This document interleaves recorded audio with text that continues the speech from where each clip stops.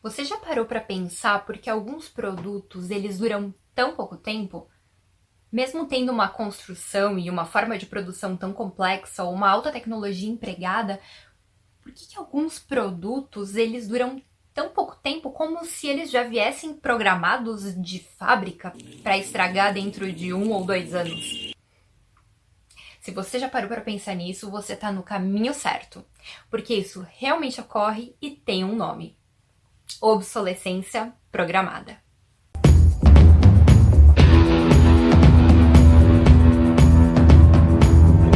A obsolescência programada é um fenômeno mercadológico e industrial típica dos países capitalistas. Ela surgiu no final da década de 20, início da década de 30, logo depois da quebra da Bolsa de Valores de Nova York, no período chamado a Grande Depressão.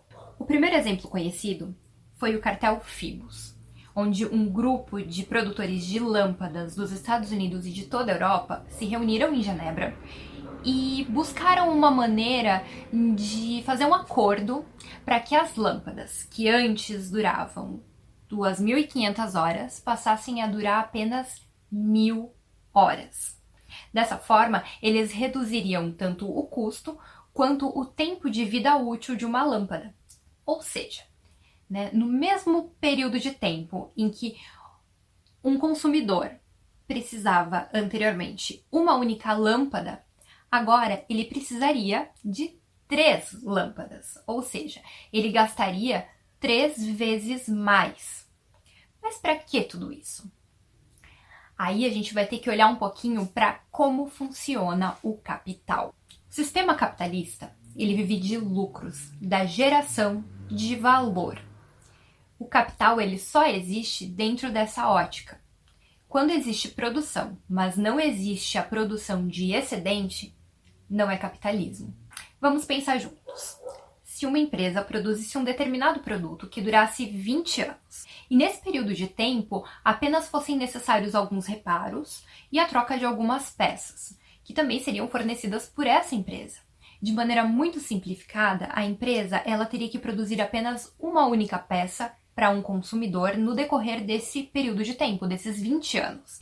Dessa forma, a empresa lucraria apenas com a produção de uma peça. Então, por que não reduzir o tempo de uso dessa única peça para que ela dure, digamos que 5 anos?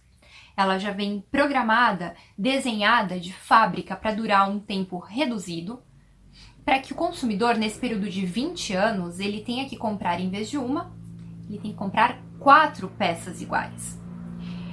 Ao mesmo tempo, a empresa, em vez de fornecer as peças para reposição, ela deixa o conserto tão difícil que muitas vezes vale mais a pena, sai mais barato ou a diferença é mínima, que a pessoa acaba se obrigando a comprar uma peça nova em vez de simplesmente consertá-la.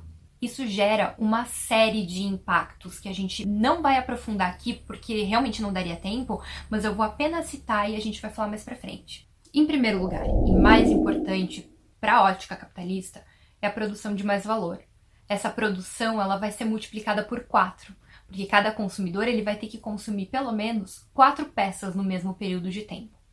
Em segundo lugar, a gente tem um aumento gigantesco na extração de matéria-prima.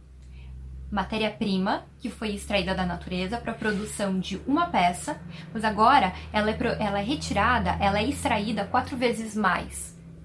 E a gente sabe que isso tem impactos profundos na natureza. E em terceiro lugar, a gente tem o descarte. A gente tem uma produção imensa de toneladas de lixo. Porém, a obsolescência ela não está necessariamente ligada somente e exclusivamente à questão da produção. Muito pelo contrário, existem outras formas de acelerar o consumo, de incentivar o consumo e principalmente o consumo em massa. E aí, quem é da moda sabe muito bem do que eu tô falando. O design.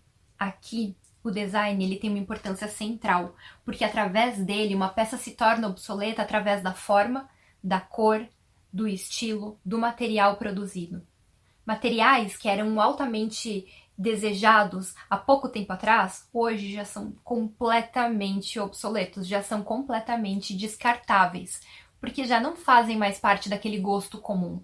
São criadas necessidades e vontades que não necessariamente existem. Muitas vezes essas necessidades elas são completamente supérfluas e a compra daquele produto criado para suprir essa necessidade também criada, ele não vai trazer benefício nenhum, ele não vai ter utilidade nenhuma.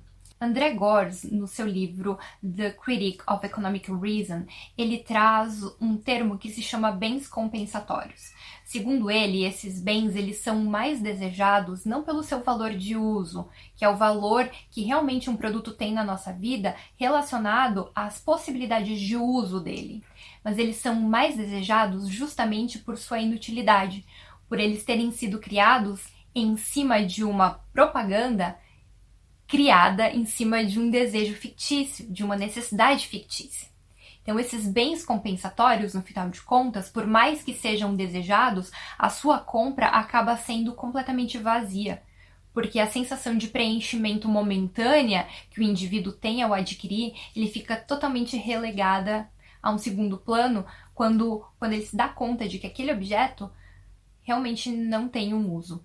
Para encerrar, eu gostaria de deixar um trecho do André Gorz, que está citado dentro de um outro livro que é de extrema importância e eu super recomendo a leitura, que é 17 Contradições e o Fim do Capitalismo, de David Harvey. Na última contradição, é falado justamente sobre essas questões que a gente abordou aqui hoje. Eu vou ler para vocês. A eficiência máxima e limitada na realização do capital exigiu uma ineficiência máxima e limitada na satisfação das necessidades e um desperdício máximo e limitado no consumo. Era preciso romper as fronteiras entre necessidades e desejos.